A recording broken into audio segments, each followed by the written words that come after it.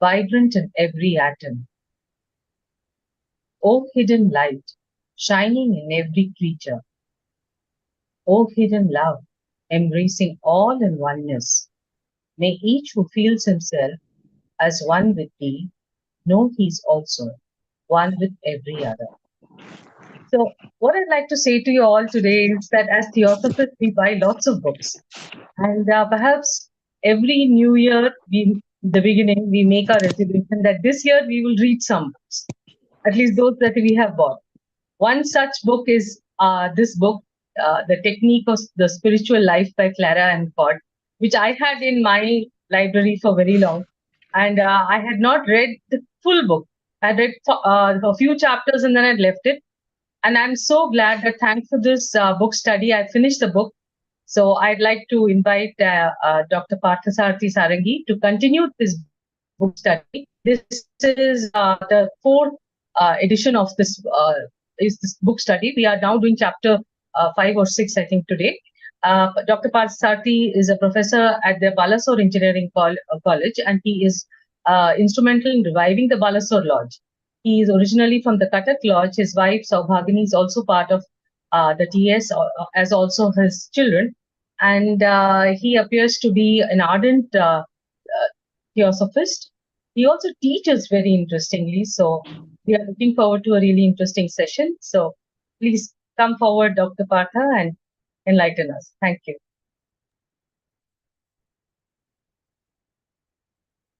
Thank you, sister. So we shall start this book. Today we'll start it from the chapter 7. That is the preparation for the way, sins and virtues. No need to say that Madam Clarity Court is a very dedicated soul. And when we are reading his books, we have to elevate our consciousness up to that level, because she writes from a higher mind. And we also have to raise our consciousness up to that level so that we can share his thoughts, which she has penned in this book. So here she has said that what preparations we need to make so that in spite of our limitations, we can go to a higher level. So first we will discuss that what are the impediments, what are the barriers and the hindrances that usually we face when we trade in this occult path. So first, the hindrances are the physical. This physical body is itself a strong impediment. It never gives us an easy way to approach the higher planes of consciousness. And one of the much more difficulty that arises from this physical body or from this physical world is our sloth, laziness, and our tendency of putting up things. That is called procrastination. So very often we give a long excuse to ourselves that today will start, if not today, tomorrow it will be. We have a quite lethargic approach to this. So because of this lethargy or because of this laziness, we try to delay our spiritual development. This lethargy comes because of this very nature of our physical body, its heaviness and crudeness, and because of our love for comforts. Though we are interested in this path of spirituality, still we are not so active. Majority of the people, they are not so active. And this activeness or this lack of activeness comes because we are quite overburdened with a lot of expectations, with a lot of so-called engagements in this phenomenon world. So we have to first of all prepare to give up our laziness, lethargic attitude, and our tendency of putting off things. We must be very much committed. We must be very much dedicated. we must be very much proactive and stand up to our own commitment. Then we can trade on this path of spirituality. Then also we have another impediment that is called emotional. These emotions do have a lot of effect on our mind. Anger, lust, jealousy, greed, they always affect us. They mentally disturb us. They do not allow us generally to pay attention to the things which belong to the higher mind. So these emotional and passionate things, they keep us engaged in these very little things, in the very little problems of life. And no need to say, this greediness or this anger, on which almost we all more or less suffer, has to be put up to some extent. They has to be completely isolated. We must be prepared to, in spite of our limitations, we should not be so much reactive to such type of emotions and passions, even if they are playing on my consciousness, because we are moving from bottom to higher. And when we are moving to a higher world, the lower are not going to give us an easy path. They disguise themselves in various thought forms, in various passions, and they retard our spiritual journey. So such type of emotional attachment, such type of passionate thinking, we must be very much cautious that they should not disturb us. Also, we have some mental difficulties in this path. And these mental difficulties are our own ego, our sense of pride, our own knowledge that we have accumulated from the books, or our own cunningness, covetousness. So this cunningness, it gives me 1,000 excuses just to support my ever blundering ego. So ego is a great stumbling block in the path of spirituality. A man of pride cannot walk in this razor blade of spirituality. I have to give up my sense of pride. I must give up. If I have some intellectuality, I shouldn't confine myself into that, because knowledge creates conflict. Unless and until the knowledge are not transformed into wisdom, which comes very rarely, this mere knowledge cannot give us anything. So we must be very much humble. So what we should do here, Madam has told us that what we should do initially, so that all these physical difficulties or these emotional difficulties or these mental difficulties we can overcome. So first of all, we must be very much active, proactive. We must have diligence. We must have consistent effort. We must be very much sincere. We must have a strong spirit of perseverance, because few people actually can really be able to ensure that their spiritual progress should not be stopped. It is not everybody's cup of tea. So who can walk on this path of spirituality? A very dedicated, a sincere, and a hard-working person. Hard-working in the sense that every day we must follow the inner routine that we have prepared, so that we can purify ourselves. So we must be very much diligent, very much sincere. We must, every moment, we must make effort so that we can grow in this path of spirituality.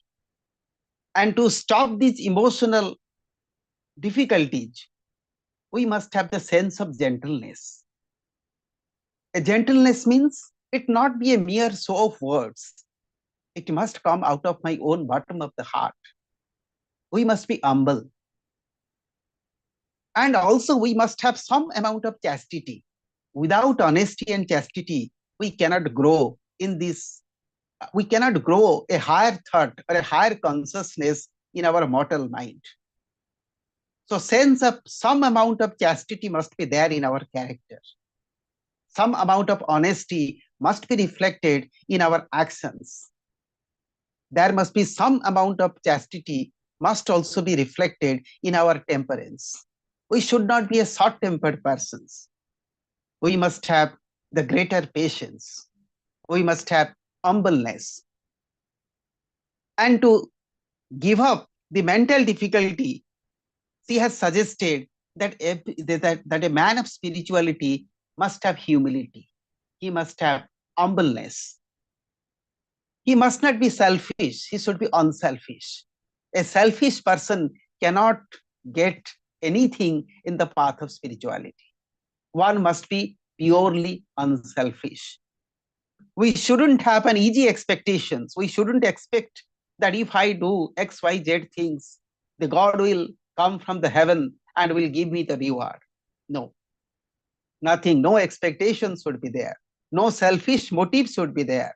There must be humility. There must be patience. There must be commitment. And there must be generosity. Generosity in the sense, love for others. Without love for others, we cannot grow this great tree of spirituality in our heart. So generosity should be there. Love for others should be there. And 100% as far as capable, we must be committed.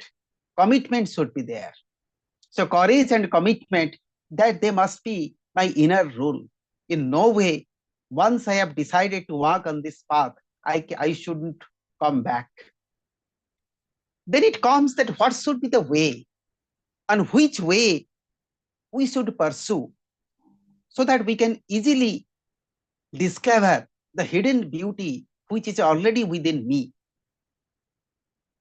So one of the quickest way to approach spirituality is the meditation. She has suggested that our mind must be in a state of meditative. It should be in a meditative state. There must be meditation every day. The more we meditate, the greater we can invite the higher forces to take control of my lower forces. And how I should practice this meditation? It must be daily. If possible, it must be 2 to 3 times in a day. But there must be consistency. There must be sincerity. I must be a very persistent in my meditation. And no need to say, I shouldn't also have an easy expectations, because meditation in the initial state means to calm our mind. Mind by the nature is much more fickle. It never allows us to settle on a particular thought or a particular image. So primarily, meditation indicates that I have to calm my mind. I have to allow my mind to settle on a particular image or to settle on some particular thoughts, if possible, some higher thoughts, which I am trying to impose upon my mind. So we have different meditative state, and anybody who is doing meditation, he can understand what is this meditative state. In a meditative state, mind acts, it never reacts.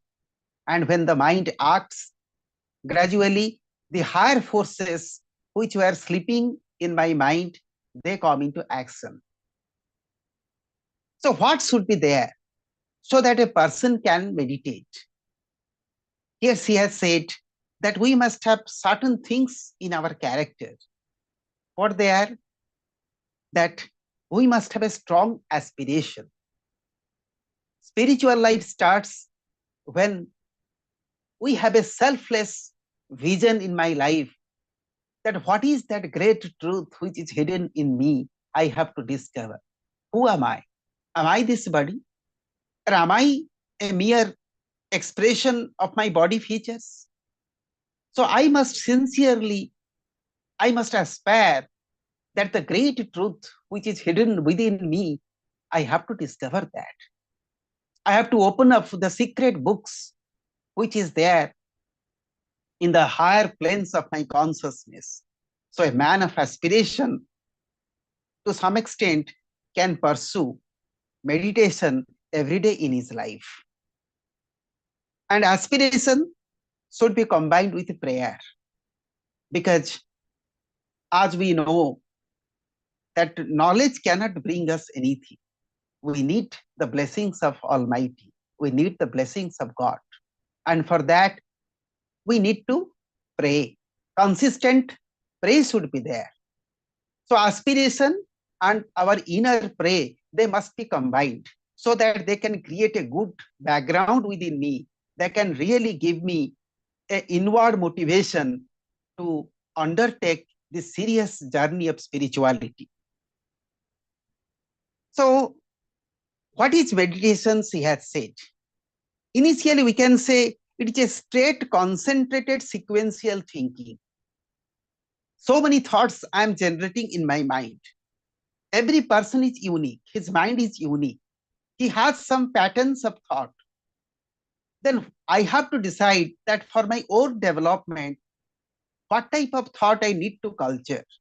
Initially, when I am in a state of practicing meditation, I must allow my mind to go through certain kind of higher thoughts and to discard the lower or the disturbing ones.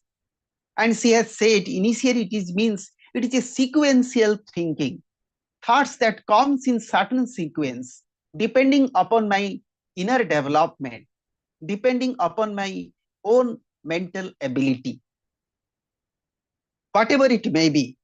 But there must be a sense of worship and adoration within me. I must seriously worship the Godhood which is sitting within me. I must be very much humble. The sense of adoration should be there in my behavior, in my thought, in my work, in my words. So I must have the spirit of surrender. I have to fully focus myself at the lotus feet of the God. Otherwise, I cannot walk. I cannot take this serious journey if the blessings of the heaven are not with me. So I have to sincerely appeal the higher self which is within me. I have to invoke the higher self. Oh, the higher forces, please come and take me and assist me so that the higher which is sleeping within me gradually gets activated and takes control of the lower and helps me. So here also it says the role of masters. I have to believe in masters. I have to realize that the higher persons are there, higher souls are there who are already quite advanced in this path, and they are going to help me if I am making a sincere prayer to them. And this inner self, as we think, we also become. Also, she has said that as we think, so we become.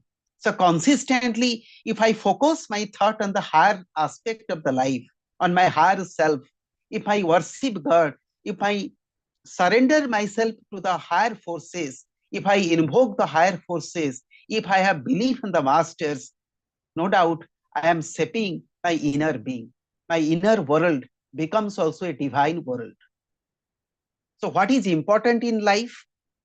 The most important thing in life, she has suggested, is the selfless love. Love change mind, love change body, love change life. The most richest persons are those whose life is full of love. I will say that one of the wealthiest person is the Lord Buddha because he loves others. So without love, life is nothing. So we have to love, we have to practice the selfless love. Love is practically selfless. Love is practically has no expectation. It has only one thing, that we do love for the sake of love. And higher form of love is nothing, but it is devotion.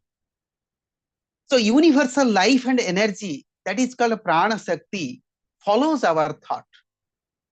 Our physical body, we all know, is guided by our prana shakti. And this pranic Shakti works through the etheric body. And when we are in a state of love, when we are in a state of meditation, the prana Shakti, it gets itself activated. And when the prana Shakti activated, my physical body becomes more, gets lot of strength. And that strength help me to pursue meditation and to pursue all sorts of requirement which a person need to do to approach the higher things. So I have to activate my prana Shakti through selfless love, through humility, through surrender, through devotion, and through and by uh, having a ardent faith on masters. So meditation makes the inner life much more real. The more and more I meditate, I lose myself in my own inner world. The outer world becomes meaningless to me. I do not pay attention to such type of things which once upon a time was troubling to me. So we have to create our own world through our own meditation. The more we can do, the more we can beautifully design our inner world, the greater the spirituality will be reflected within us. And here she has referred to that the Shankaracharya. The Shankaracharya has said that what is real and what is unreal. So this body is nothing but an illusion. This visible world is nothing but an illusion. And what is the real? The reality lies in the invisible things. The reality is the spirit, my soul. That reality. So I have to dissociate myself from the things which are unreal. And I have to focus myself to the things which are real. So all these in this phenomenon world, what I see, what actually is portrayed before me, they are illusions. They come and go. Unlike in a screen, we see so many movies, and these movies come and go, and the screen remains. Similarly, the spirit remains. It is a mere spectator.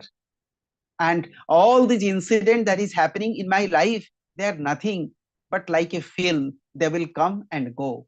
And what I need to do, I have to understand, or I have to cultivate the spirit of detachment, the spirit of not involving myself in these little affairs of life.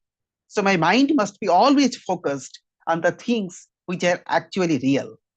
Our increasing awareness of the soul change our attitude towards others, and our change our attitude to the external relationships also. Once upon a Rishi Maharshi Ramana Maharshi Rishi also has said that once you discover your own true self, your relationship to this entire world changes. You remain in a state of ananda, in a state of bliss. And not only you see human beings, you see that in every human being, how the God is revealing itself, how this great truth, which is trying to discover itself through different persons, through different beings, through different creatures. So this whole world is nothing but it's a revelation of the God in plenty.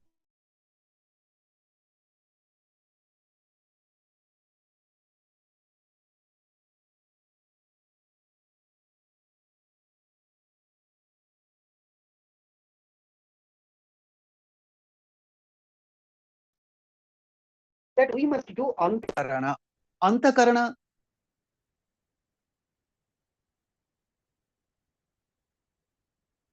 what we must do, that we must do this.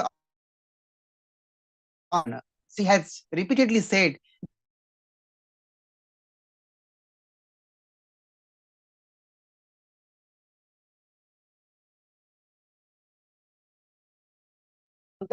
I cannot make any development in the path of spirituality. So the antakarana is very much important. And what is this antakarana? This antakarana is, it acts like a bridge that connects the lower with the higher. So what I need to do, that I need to practice this antakarana. And this antakarana means it is a self-purification process. This self-purification process never stops. Rather, it refines my life, it refines my soul, it refines my character. The more I pursue this inner antakarana, the light shines within me, the inner light illuminates. And when the inner light illuminates, my mind is the great truth reveals itself before me. And here, the difference, the duality that exists within me, gradually the veil disappears, the duality disappears. But the spirit of Antakarana need to be continued. And what prevents this Antakarana? He has said that initially it is the intellectuality that actually blocks our spiritual development. And mostly this intellectuality comes when we are reading books, and from this bookish knowledge which you are getting, we are thinking that this is the only thing true. So this intellectual stamping of the mind and the rigidity, the mental rigidity that comes out of intellectuality must be broken. So we must, a mind always should remain open. I must not attach myself to certain type of words, to certain type of concepts. If some words and concepts are very sacred to me, I should keep it. I should follow it.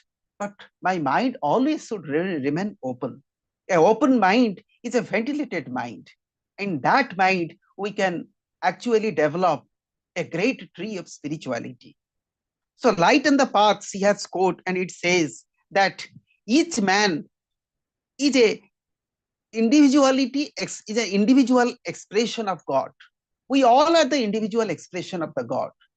Practically, the real man is the inner man. The outer man is not a real thing. Outer man is nothing but a form, but a body. So when we see a man, we see his outer personality. We do not have the eye to penetrate through his mind and to see that how the great Lord, the great God is sitting within his body, and the spirit is sitting within his body silently. But the great persons who have the clairvoyance power, they never see men, they rather see the gods who are behind the men, who are silent in the men. So spirit must grow. And how the spirit grows? She has said that our spirit actually grows through suffering. So when we are suffering, that is helping my spirit to grow. Spiritual growth comes out of suffering. That never, rarely it comes out of luxury. So if you have some sufferings in life, if you have some disease in life, if you have some sadness in life, they are our real friends. They remind me what is suffering? Suffering means denial of some earthly desires, denial of some type of comforts and luxury. And when they are denied, the spirit which is within me, it awakens. Desires and our intellectual ego, they blocks my spiritual development. Actually, my expectations and desires are so heavy that we all, in our respective sphere of life, we do feel that these desires are really troubling us. We all feel at a particular point that we should suspend our desires. We should surrender our desires. We should give up our desires. The sooner this idea come to us, the greater we become lighter and lighter. Our mind becomes quite empty. When we don't have desires or we have less desires, our mind pays more attention to the spiritual development. And also, she has said that if you look at the creation, the highest terrestrial creature is the man. The body of man is the highest form of expression of the divinity. And why it is so? Because the man alone has the power to come face to face with the God. We have the willpower. So man can elevate himself up to a state of godhood. We have that power. That is the reason we are called as Jivatma. We are the meeting point of the Jiva and the Atma. The monad is within me. And this monad is my real monarch, is the real king. And I must submit myself to the hidden king, which is sitting in the throne of my inner throne of my heart. And how can I approach myself near to the king which is sitting within me, to the great divine which is sitting, which is silently existing within me? It is only by raising my spiritual consciousness. And what is this spiritual consciousness? She has said that lot of book has been written on this spiritual consciousness. Lot of Upanishads also are written on this spiritual consciousness. But this realization of the spiritual consciousness is beyond the realm of human thought. No thought can express that. No words can express that. It is such a state where we feel the great ananda, where we merge with the great divine source. It is such a state where the heart vibrates with a juvenile spirit, with a greater spirit. So this cannot be expressed. She has said such a thing, it cannot be expressed. It cannot be actually revealed by the words. So what should be the purpose of evolution? The purpose of evolution must be the, the purpose of evolution must be to attain that state of awareness which is very often unknown to the average person. In the other words, we can say that the purpose of evolution is to unfold before us the vital world or the inner world which previously I do not know, which previously I don't have any knowledge. So evolution helps me to evolve and evolve and evolve. Evolution helps me to open myself the particular realms of consciousness which were previously not visible to us. So what is, and we must understand that the spiritual development has no ending. It has no final point. It is infinite. It is eternal. It is endless. The more I grow, the more I can learn. We can use a metaphor on that also. So it depends upon us that what type of basket I have taken to a ocean to bring the waters. I cannot take all the waters of the ocean, but it depends upon me how big is my bucket. The more bigger is my bucket, the more water I can carry from the ocean. Similarly, the spiritual development is like a great ocean. It depends upon my mind, individual mind, that how much capacity I have developed, how much culture I have made, so that I can reflect this spiritual development, that's great spiritual forces in my individual consciousness. So initially, what is the science and philosophy that we read in this material life? They are the mere starting point, or we can say at times they are the expression of my own imaginations. It is true, they give us certain type of principles, but they are not the truth. They are the sub-secondary laws. The real laws of the nature, the fundamental laws of the nature, if I want to see, that is in the invisible. So the purpose of evolution is to develop within myself that type of courage, that type of ability, so that the invisible can be visible to me, so that I can see the subtle planes of consciousness where I can operate more freely, where I can be more joyous, where I can really feel that practically I am not this body. This body is actually is a prison house in which actually I am living. So spirit grows by suffering, and I need to give up all material comfort if I want to grow in the path of spirituality. So here he has said that again and again she has emphasized that one of the greatest asset in the spiritual development is the knowledge that we are getting, and that knowledge need to be transformed into wisdom. So what is a perfect marriage? She has said a perfect marriage is the marriage of soul with the God. It is the shining of the light, or it is the shining of the prajna. We have to develop the prajna within me. So in inwardly, I must 100% submit the God which is sitting within me. And that is the awaken of the spiritual consciousness. And no doubt she has referred to a beautiful Sanskrit prayer, which all of us know. Asotoma Sadgamaya, Tamosoma Jyotirgamaya, Mrityuma Amrutangamaya. She has really praised that what a unique prayer has been written in the Eastern philosophy. And that also should be in my consciousness every day. That I always should go out of from the mortality to immortality, from the darkness to light, from the unreal to the real. So she also has referred to Patanjali, that no need to say that Patanjali is a great yogi, and she has very scientifically and perfectly developed the yoga. If a person really pursues that yoga, he can elevate his consciousness up to that level, up to the samadhi level.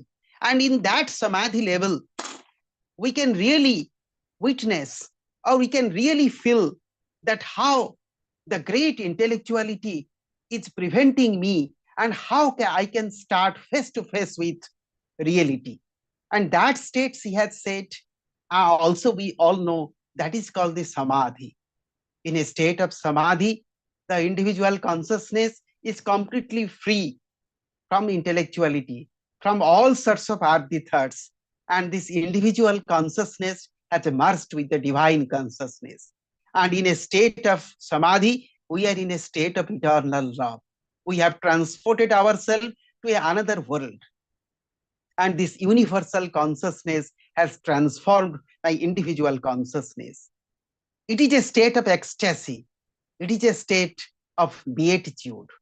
So, in that state of ananda, which a yogi really gets in a state of samadhi, also should be our also aim. We also can be that. We also can also remain in that state of samadhi, provided that if we can pursue that particular path. So, what is really required? She has also referred to Ramakrishna Paramahansa.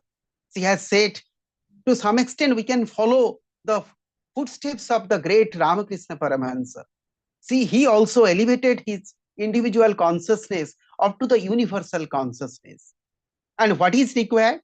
She has prescribed that required is that the stillness of mind, the stillness of body, and the stillness of the heart, mind, body, they must be still. They must be focused. There must not be any deviation. It must be highly single-minded devotion should be there. And in that stillness, in that still point, we can really feel this inner voice. Otherwise, if we don't have this stillness, if we don't have that type of things, we cannot feel this inner voice. So stillness of mind, stillness of body, and the stillness of silence, they are very much required. So to some extent also she has said that what are the spiritual organs in the human body? The human body also has many spiritual organs. We also should know them. The greatest spiritual assets this human body is having, it is in our mind. Our mind has two type of glands. One is the pituitary gland, is the pineal gland. So the pineal gland is the crown gland, is the king gland. This pineal gland awakens the spiritual consciousness. When we every day we are doing meditation, I am awakening that spirit, that pineal gland within me. It is the master gland that regulates my entire body, that regulates all my nerve systems. No need to say the spirit, the pituitary gland also is a spiritual center. It also gets activated in my body when frequently we are doing meditation.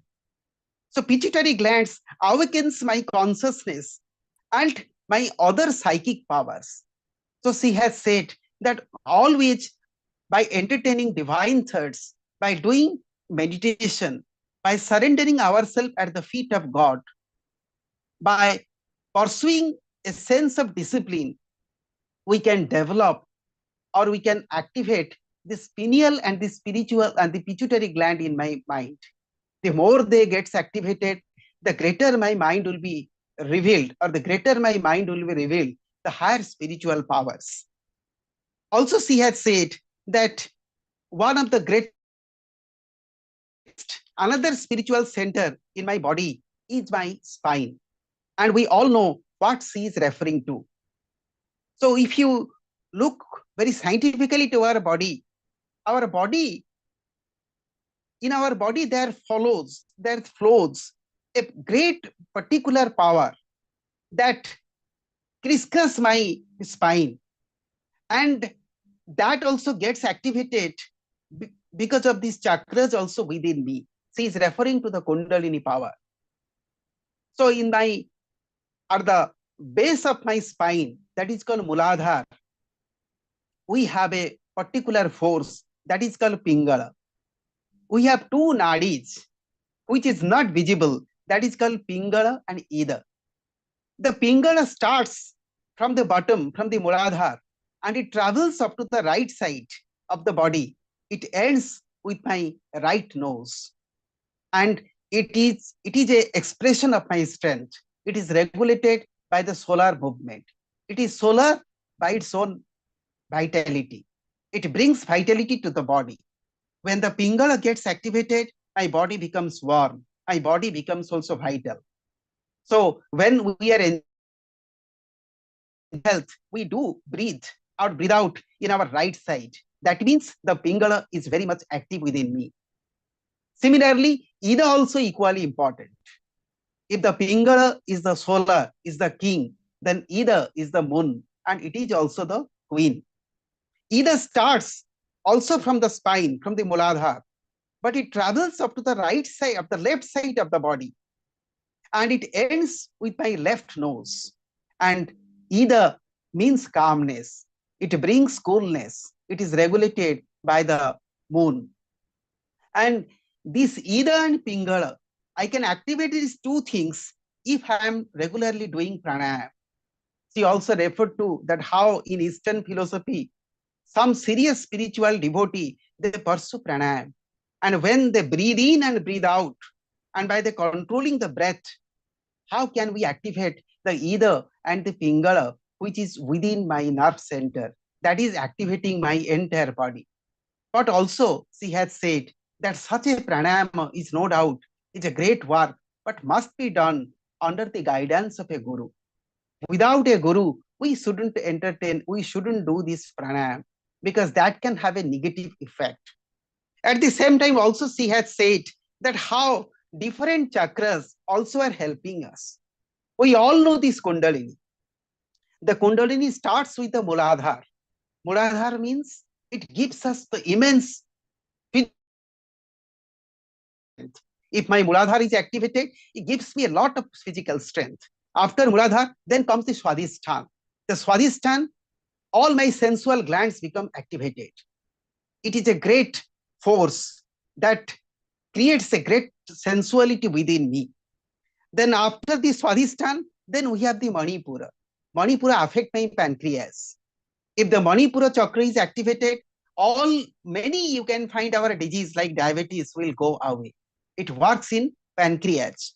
And then comes our Anahata. Anahata is the heart center.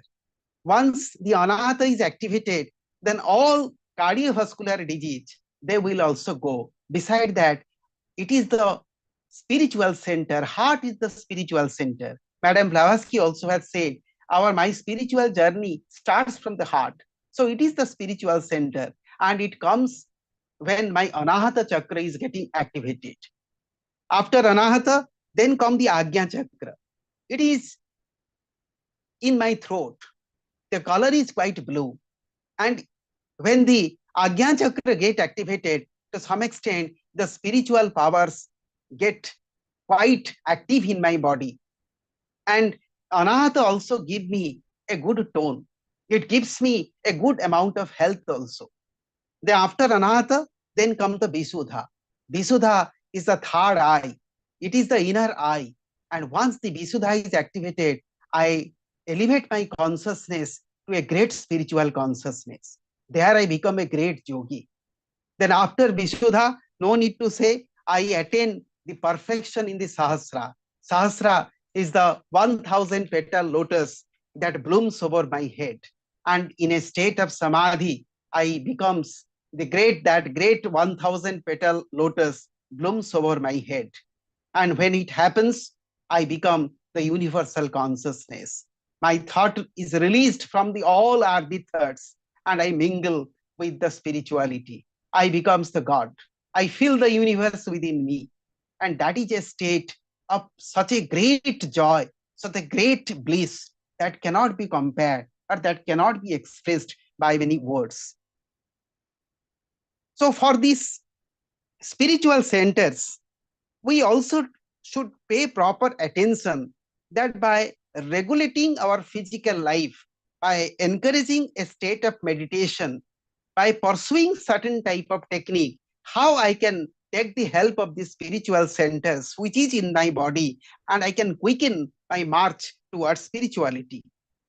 Also, she has said that generally we have three states of consciousness.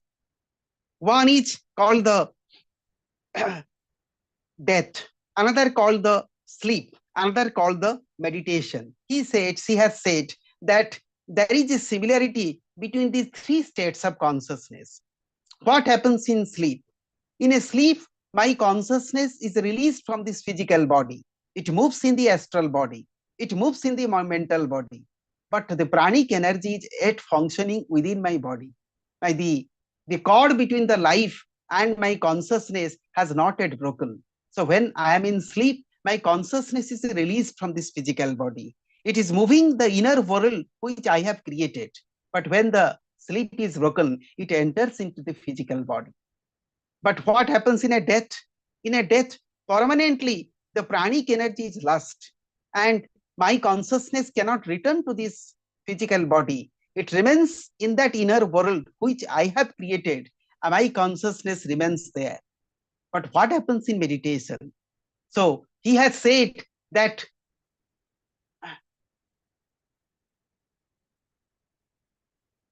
am I audible? Excuse me. Am I audible? Yes, Dr. Sarangi, you are audible.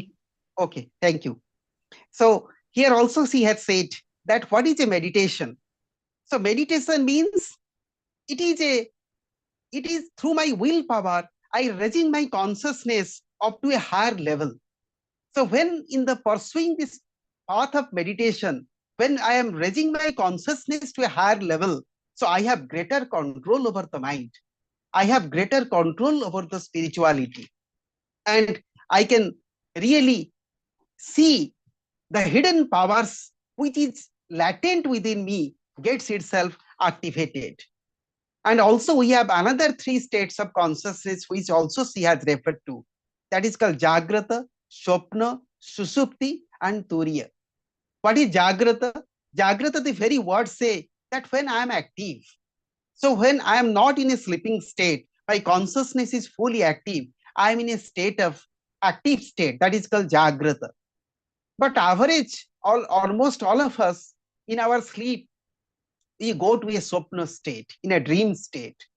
We see so many dreams. Majority of our dreams are self-created. My thought forms create a dream for me. So in this dream state, I do not have a lot of progress. I do not have a lot of encounter with the great spiritual forces within me. And the average humanity remains locked in this dream state or in the Swapna state. Then I have Susupti. Susupti is a state where I have 100% deep sleep. In that deep sleep, I don't have any type of dreams. I am in a completely meditative state. And in that state, I find when I come out, I might find that my body is quite more vigorous. I feel an energy within me. In a deep state, my consciousness travels to the higher level. And in that higher level, it sees or it feels the higher forces which is within me.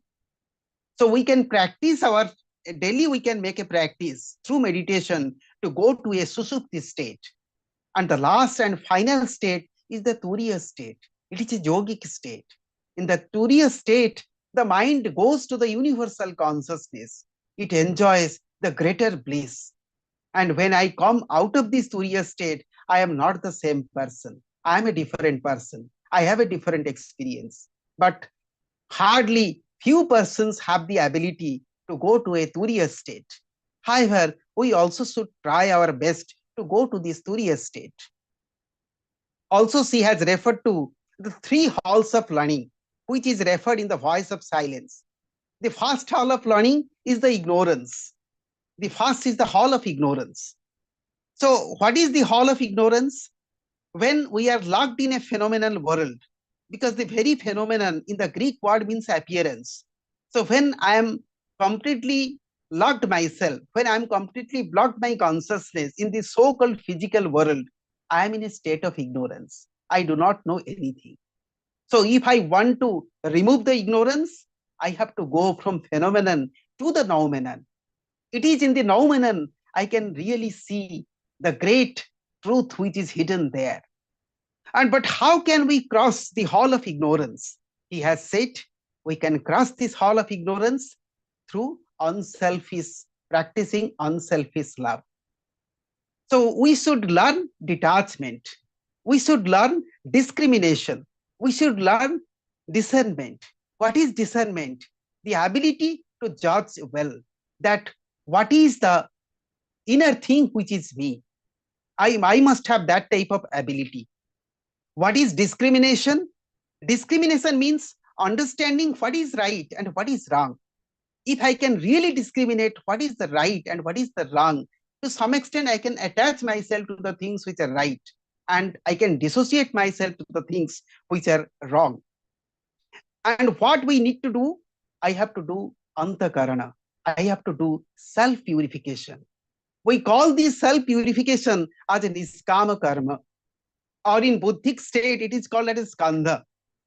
So by training my mind, I can train my mind to do certain type of imagination.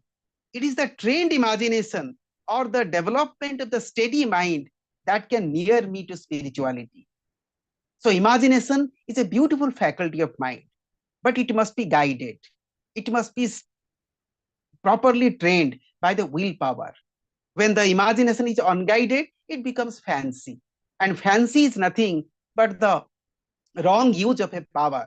And she has suggested that we should guide by our willpower, we should guide our imagination so that we can make our mind more perfect, more stable to withstand the great force of spirituality. So the next hall is the hall of learning. And how can we enter to this hall of learning? We can enter into this hall of learning if we have the silence. Silence is the only thing that we should practice, because the sounds that we hear, the words that we hear, they do not give us much more pleasure. When we transport ourselves to the higher consciousness, there we can really feel the great silence is there. And in that silence, we get eternal peace. And how can we go there? He has said that we can go there in a steady manner. It must be slow and steady, but I must have this willpower, consistent willpower within me. If we do not have the willpower, we cannot elevate ourselves up to that still point, up to that state of silence. So first of all the desires must be given up.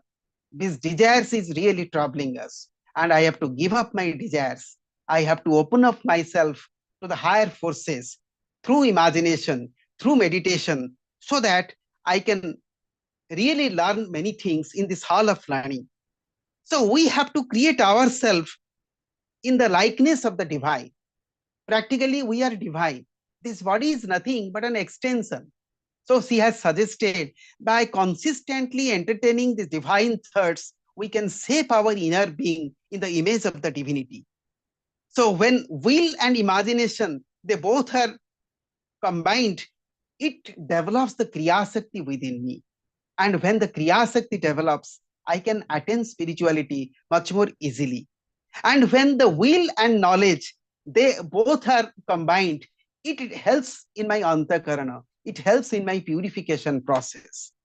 So also I must be very much aware about certain type of black forces. There must be a difference. Here she has said there must be a difference between the mediumship and meditation. I shouldn't allow myself to be someone's medium. It is a great, you can find, sin that we commit if I allow my mind to be the control of somebody else. So mediumship must not be there, but there must be a state of meditation. And constantly I must be very much aware, I must be very much cautious that I shouldn't fall a victim to this medium state or to this mediumship. So the great help in meditation comes in the creation of good thought forms. Or if you practice some image of God, or if you practice some amount of images which you like, the best way she has suggested, if we have the thought of masters. The thought of masters really guide us in this inner world of meditation. What is this mind? This mind is nothing but the builder of form. It builds. But what is this heart? Heart actually responds to the form which mind builds. So the mind must build higher and higher forms, higher and higher forces, and the heart also should equally respond to that. And when the mind and heart, they both are united, I must have this universal consciousness within me. What is our true essence? Our true essence is the spirituality. And this spirituality is our real inner being, which is not visible outside, which is within me. And my esoteric purpose of life is to discover that true inner being which is sitting within me. The last hall is the hall of wisdom. So what is this wisdom? It is a state of deep sleep, or we can say it is a state of turiya, where there is no shadows, there is only truth. It is a state where truth, beauty, and peace exist in an equal state. It is unimaginable. So in a samadhi, when you go to a samadhi, at that time, we stand face to face with spirituality. We can really witness what is Satyam, Shivam, and Sundaram. So last, she has said that what we need to do consistently. Consistently, we must have an endless willpower. Without willpower, we cannot work on this spirituality. Willpower, perseverance, eternal faith on God, and selfless love for others are the real treasures of life. These things help me to grow in the path of spirituality. Thank you. I remain here. Thank you so much, Dr. Partha. I think there was so much content in it. And have you finished the book, or is there something left? Now, this chapter I have finished, the chapter 8. I will have the next class last time in which I will complete the book. Okay, sir. So, yes, I was trying to see whether you have just finished chapter 8, but chapter 8 is so long and so complicated, and it has almost the essence of theosophy in it. So, here I would welcome one by one all the erudite people to speak, starting with Professor Shinde, then Sheetal ji, and Sushma ji, and Vibha ji. Please, all of you, any insights or anything you want to share, please share. So, starting with Professor Shinde. Shinde ji, please.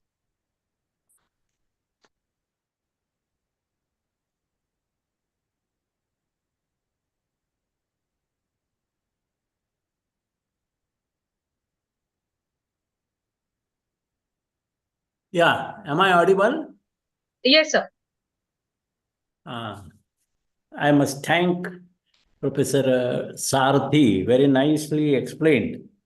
And it is the Clara God who is really a, what we can say, disciple actually. And what she has written, it is really worth contemplating. And Sarthi has gone through each and every line very deeply and expressed very nicely. What we must remember is also that as H.P. Blavatsky said, compassion is the law of law. That is what today International President also mentioned. And we can think of it. Compassion is the law of law. So we can begin with our kindness. We can be kind towards plants, animals, minerals, everything. So kindness in our words that gives us confidence. So you can hug the plants, you can touch the stone and express your kindness. So such kind of kindness in words, in prayers, creates a confidence in you. And kindness in our thinking also is makes us profound. And finally, when we begin to give actually love, what Parthasarathi explained, that love is the power which redeems the world.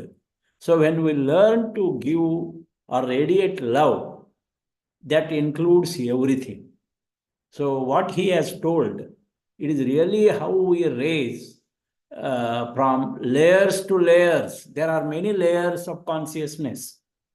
The consciousness of physical body, consciousness of etheric body. So layers after layers, when we raise to the top level of the consciousness, when the consciousness becomes pure and it is free from its contents, then we become really sensitive. That sensitiveness itself reveals many things. So that sensitiveness, that silence reveals us what Parthasarathi explained today in various ways. He also explained the chakras also. These are the potential centers in our body. There are potential centers which need to be uh, understood. What I don't want to tell you it should be activated. At least you must have knowledge of it. There is potential. There is God. There is our higher self. I am not the body. So all these concepts definitely help to raise ourselves in our thinking, in our, what we can say, in our speaking, and also in our duties and what we are doing actually. This is what I want to add, nothing, but it is in simple words. Parthasarathi has explained, as Vimal has asked me to speak. Therefore, I took this opportunity. Thank you very much. Thank you. Thank you, sir. Uh, Anybody else and would like to speak? Sushma ji? बहुत बहुत धन्यवाद पार्थ सारथी जी को। बहुत उन्होंने detail जो है उन्होंने explanation दिया। बस एक बात मेरे मन में आई कि फिलोसफी के लिटरेचर में लिखा है कि जो है वो longest journey for shortest destination. तो ये जर्नी जो है वो हमारे संसार में लोअर क्वाटरनरी को प्यूरिफाई करने की है, और जब लोअर क्वाटरनरी प्यूरिफाई हो जाएगा तो हमारा जो अपर ट्रायड है वो ऑटोमेटिकली प्यूरिफाई हो जाएगा और हम अपने डेस्टिनेशन पे पहुंच जाएंगे। तो एक ये बात उनके बात से समझ में आई। दूसरी बात उन्होंने पिंगला और ईड़ा नाड़ी की बात की। तो जो ईड़ा नाड़ी है वो हमारी चंद्र नाड़ी है और पिंगला नाड़ी है वो सूर्य नाड़ी है। तो यहाँ सूर्य नाड़ी जो है वो अग्नि तत्व का प्रतीक है और जो ईड़ा नाड़ी है वो जल तत्व का प्रतीक है। वास्तव में जब हम अपने भावनाओं में और विचार में जब अग्नि तत्व और जल तत्व दोनों को सामंजस्य बैठाते हैं, तभी हमारी सुषुम्ना नाड़ी सीधी रहती है और तभी हम अपने लक्ष्य को प्राप्त कर सकते हैं। बस ये बात मुझे समझ में आई तो मैं इसको शेयर कर रही हूँ। बहुत बहुत अच्छी प्रस्तुति की, इसके लिए बहुत बहुत धन्यवाद। Vimalji, I Thank you. take this opportunity to announce that Sushma ji is now appointed as the national lecturer for the Indian section. So Oh, you rightly invited her to tell something, and she contributes nicely. wow, wow. Congratulations, Sushma ji. Wonderful.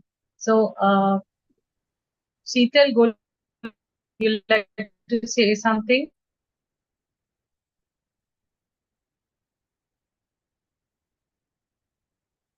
Okay, Vibha ji, would you like to share something?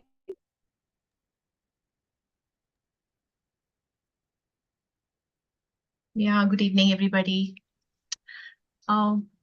This is a very interesting book. And the point which strikes me here is you must understand the difference between death, sleep, death, and meditation. And then you must contemplate on how meditation is different than these three states. There are a lot of similarities, and if you understand them one by one, you will understand meditation. That's all. And thank you, Brother Parthasarthi, who has explained this book very nicely. Thank you, Vibha. So, anybody else? And so, shall we end? Yes. Okay, thank you so much, Dr. Partha, and looking forward to your final deposition. And I think you're a wonderful teacher. And this book, I think this particular chapter, the way it can be read in any time in our lives again and again because it has the essence of theosophy in it. So please, all of you join me in the closing prayer. Asato ma satgamaya, tamaso ma jyotirgam, mrityor ma amritam gam. Om Shanti. Shanti. Thank you, everyone. Thank you. Happy Pongal to all of you.